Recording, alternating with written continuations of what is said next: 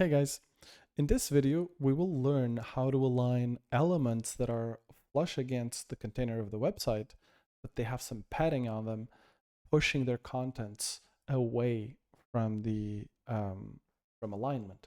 So for example, I have this logo component here, and I've set the background on it so you can see if it's aligned or not. And you can see that it's not. It has a little bit of padding there, and the logo is not aligned. Now, I just gave a background color to this logo so we could see where where the padding starts and ends. But also, I added a little trick here. I have a little trick to show the padding of the container component, which is this trick right here. It's a background image. So you have essentially you just have two linear gradients. One is clipped on the content box and the other one is clipped on the padding box. Even though it's a linear gradient, it just goes from color grade on 100 to the exact same color and then kind of the same technique on the other side.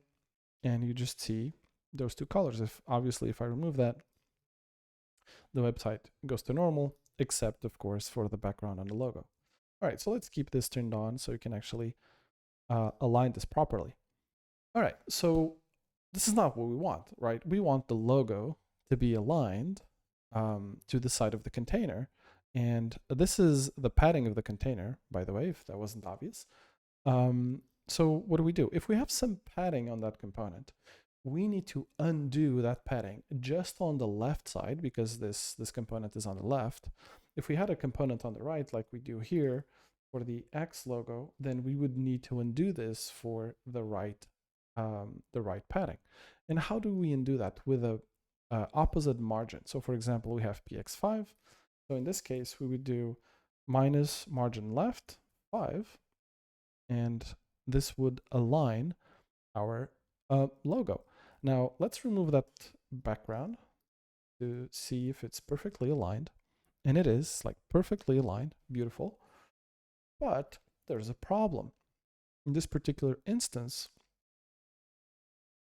my container's padding is fluid, meaning if I decrease the size, the width of the website, notice that this padding decreases, right? And it goes from the min padding on the min website width to its max padding, which is around here on the max website width, and then it just centers the content from then on. But the problem is that I don't know if you noticed that, but this outline will actually be cut off at a certain point. So the general technique is very simple. Just apply a negative margin to whatever side the component is flushing against. So the logo is on the left, just set some negative margin on the left. This one is flush against the right, so let's set some negative margin against the right. But if you have something like breakpoint based padding, or in my case, fluid padding, then you also need to make those paddings and that negative margin also be fluid. So in my case, I have a special utility class that I created here called viewport edge. This is related to the UI libraries of Fluid Design System. Let me know if you're interested in that, and I'd be happy to show you how this works. But essentially, the padding will follow. So the amount of padding here is the exact same amount of padding of the container itself minus 4 pixels, because the outline has an offset of 2 pixels, and then the outline itself is 2 pixels. So it's 4 pixels away from the component.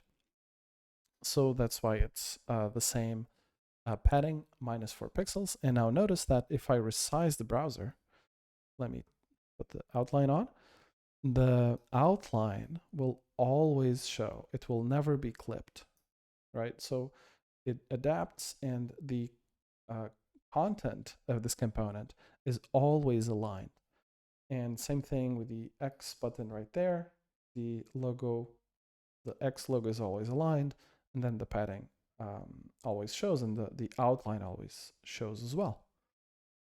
All right, and now that we have fixed this thing, we can go back, remove that, and voila, we have a beautiful, well-aligned page, and the outlines always show like they should.